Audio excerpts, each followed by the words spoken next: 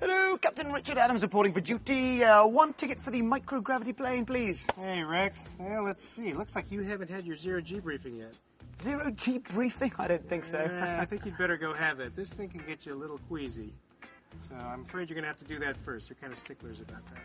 Okay. Brace yourself! We're getting ready for one wild ride aboard the NASA's microgravity aircraft, otherwise known as the Weightless Wonder.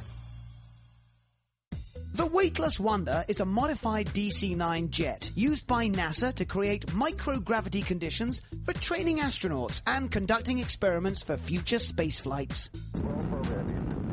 So get this. Before I go up in the microgravity plane, they shove me in this room, suck all the air out, and then stick this in my face. I'm not an elephant.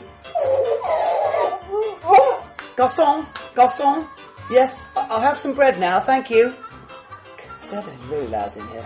Well, that was fun. The hyperbaric chamber is necessary training. It prepares you for any emergency being at altitude in the plane. Hello, birds. Hello, trees. Oh, wait, there aren't any in here. Station on the Big Loop. Good morning. So, Leroy, where are we? This is the C-9, or NASA's zero-G airplane, and this is what we use to train astronauts and test hardware in an actual zero-G environment. And what exactly is a G? Well, a G, right now, we're standing here, and we're under the pull of 1 times Earth gravity, and that's called 1G. And in zero-G, that's when we're in space, we're actually in a free fall, and we can actually recreate those conditions in this airplane by flying these parabolas. It's kind of like being on a roller coaster. As you go over the top of the roller coaster, the airplane is falling as fast as you are inside, so you actually float inside the airplane, and you have the look and feel and actually the forces on your body of zero gravity. In my microgravity training session, I flew with NASA Explorer School teachers participating from all around the nation.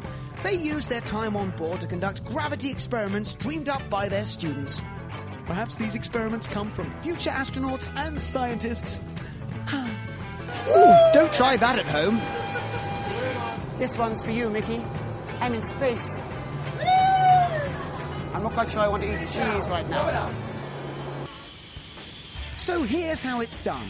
With a flight trajectory of 20 parabolic arcs, the microgravity plane climbs upward of about 40,000 feet, then changes direction into an almost straight-down dive, where everyone on board begins to free fall within the plane. Your brain starts to float inside your skull, which is a very peculiar sensation, and it's happening right now. And here we are. So, and I'm up, and I'm floating across, and I'm trying to hold on to things, which is very difficult, but it's cool. No wonder they sometimes call it the Vomit Comet. You think if we dial up a pizza, there's going to be a problem? Actually, the way I'm feeling, probably not. Then, for the next 20, you land on your feet, where you begin to feel an increase in G-force. There we are. Ooh, thank you. So when you reach the bottom of the arc, your body weighs around 2 times heavier than it is on the ground. My hands feel like they're holding onto lead weights. Sounds like fun? You try doing it 20 times in a row. This is the real air guitar. Yeah, baby. Oh, yeah, that's one. Woo! You really keep jumping, dude. Feet down. Coming out. That's a wrap, folks. Let's do it again.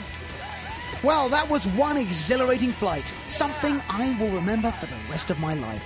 And so will my stomach. This is one small step for tiny people, one huge leap for KOL kind. Oh.